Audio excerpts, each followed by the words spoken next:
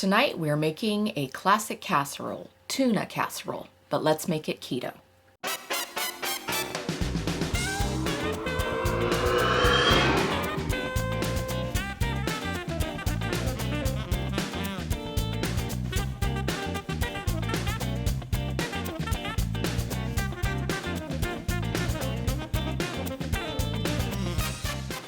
Hi guys, welcome back to CJ's Keto Kitchen. My name is Sarah, and if you are looking for home-style recipes made ketogenic, then you've come to the right channel. It doesn't get any more home-style than this recipe. This is the most popular and beloved casserole of all time, and it is tuna casserole. So let's go ahead and get started. So let's talk about what you're going to need for this particular recipe tonight. I'm going to be using spiralized zucchini as my noodle step. And I have already sweated these, which is salting them. And then I'm going to wring them to dry, and you will see that, but they've been laid out on paper towels. So you could, in lieu of any kind of zoodled zucchini or something like that, you could use some type of keto-friendly pasta, like lupin pastas. There's several different brands and types if you wanted to be uber traditional and use a pasta. But I like using the zucchini. It's readily available, and it is usually pretty inexpensive, especially this time of year because so many people have grown zucchini. Okay, so the other things that you are going to need, 2 cans of tuna. I'm using white apple core, but you could use just chunk light if you prefer it. You're going to need a 1/2 cup of mayonnaise and a 1/2 cup of sour cream. I have 4 ounces of chopped mushrooms. I have a 1/4 cup of celery chopped and a 1/4 cup of white onion chopped. You need about 6 ounces of cheese. I'm going to be using some herbs and spices. I have green goddess, but you could just use all-purpose seasoning. Same with the 21 seasoning salute, all-purpose seasoning would be fine. I'm going to be using some celery seed and a little bit of yellow mustard. For our topping, because a topping is traditional in tuna casserole, a lot of times people use potato chips or things like that, but we are going to be making a crunchy keto topping. So that is a 1/4 cup of almond flour and a 1/4 cup of grated Parmesan cheese. So you want the kind in a shaker can, not the kind that is shredded. And you're also going to use 2 tablespoons of melted butter to mix into this to form our topping. I also have salt and pepper.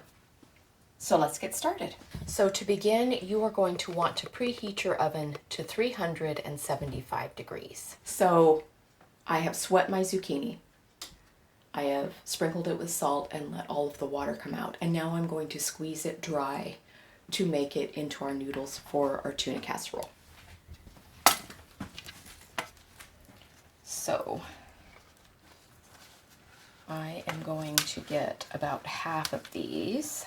So you need to sweat your zucchini for at least a 1/2 hour, if not longer.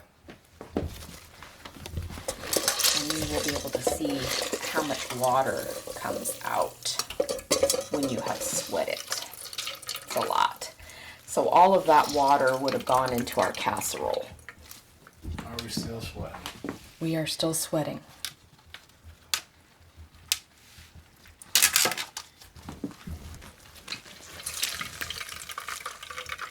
Okay, so you might be asking, why should I sweat my zucchini? What is the point of that? And this right here is the point of sweating our zucchini. So this amount of water could have gone into the bottom of our casserole when we cooked it. Now, zucchini is still going to expel some liquid because that's just the nature of vegetables. But we have gotten more than a cup of fluid from our zucchini by sweating. So it really does help make your casserole not watery at the bottom. So now I just have my noodles in the bottom. I have a 9 by 13 inch baking dish, and I'm just going to set that aside while we create the rest of our casserole. Okay, so now we are going to create our sauce that is going to bind the ingredients in our tuna casserole. So in our bowl, we have our 1/2 cup of mayonnaise and our 1/2 cup of sour cream, and we are going to start adding our flavor ingredient. I'm going to put in a little bit of celery seed, just a little bit. I'm going to be putting in some of Trader Joe's Green Goddess seasoning blend. You can just use an all-purpose seasoning. But I like a very flavorful casserole, and I am an aggressive seasoner. Same with the 21 seasoning salute. You can use any kind of herbal all-purpose seasoning.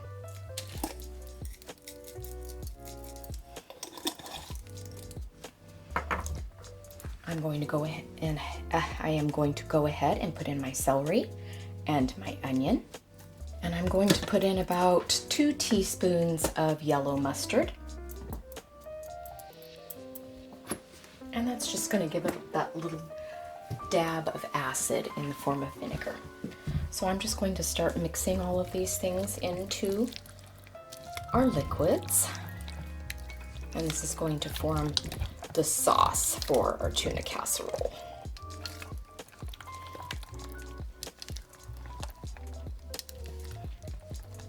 Okay, I'm also going to add some salt and pepper because we want our sauce to be very flavorful, and you can't have that without a little bit of salt.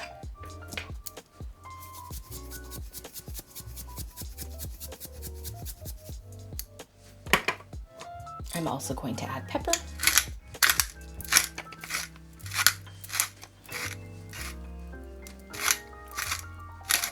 And you can salt and pepper according to your own personal tastes.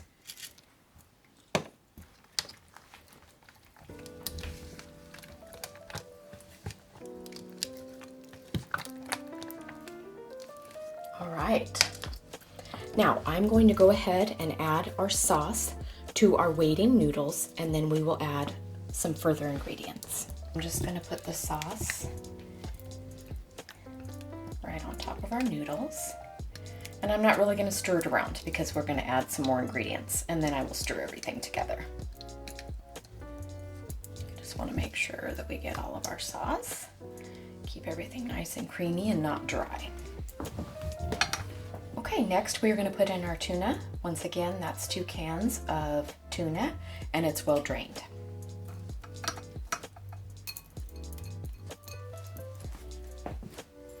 Then our 4 ounces of chopped mushrooms. If you don't care for mushrooms, you can omit them. And I am just going to begin combining all of these ingredients into our casserole.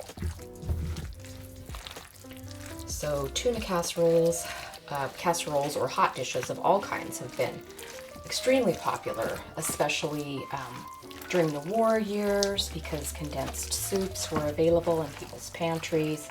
So they became very popular, a very economical and easy way to feed a family, and they had a lot of pantry staples in them. So that's how come casseroles became so popular.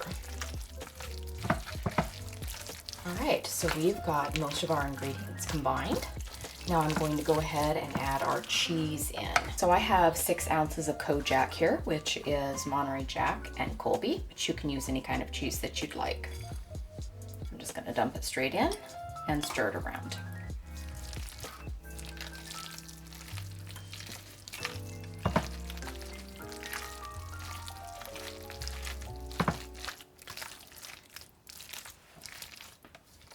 Okay, just want to make sure you get the corners, get everything thoroughly combined, and then I'm just going to press it down flat because we are going to add our topping.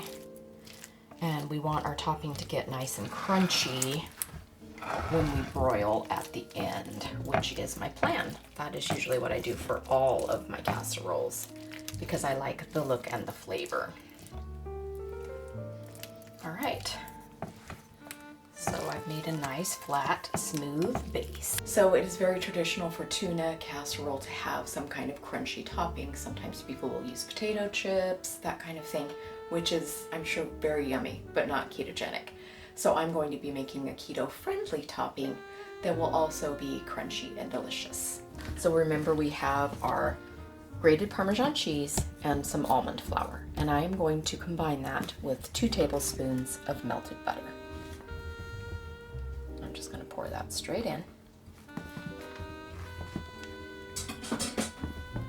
And I'm just going to start mixing it together. And the butter is just going to help give it that wonderful fat so that it will crisp up nice and golden in the oven on top of our casserole.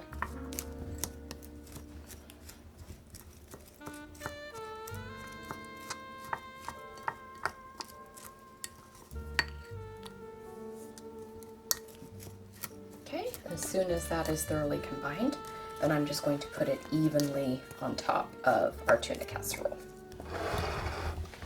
I'm just going to use my fingers.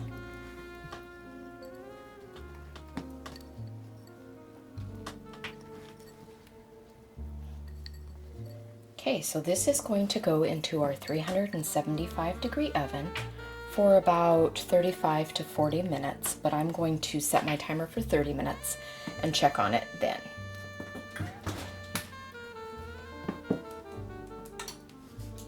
Okay, here it goes.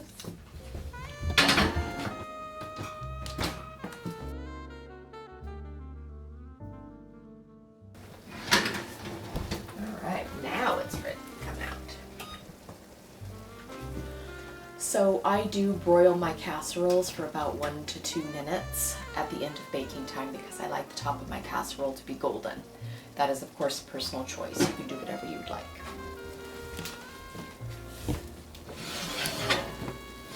There it is, tuna casserole.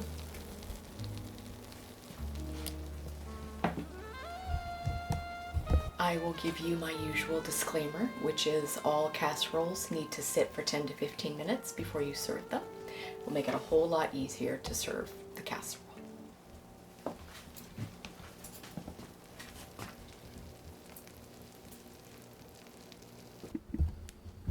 All right, there it is. Keto Tuna Casserole. King of casseroles. Now we're gonna have a taste. Hi. Hi.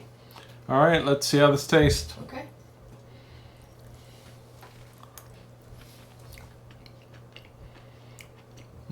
That's really good. Wow. Good crunch from the topping. Now potato chips. I don't think they make keto potato chips yet. Maybe someday. Maybe. But good flavor. Nice blending of all the flavors together. I wouldn't know that this was tuna. It's not fishy or anything like that. So good keto take on a classic casserole. Thanks, baby. Bye. Bye.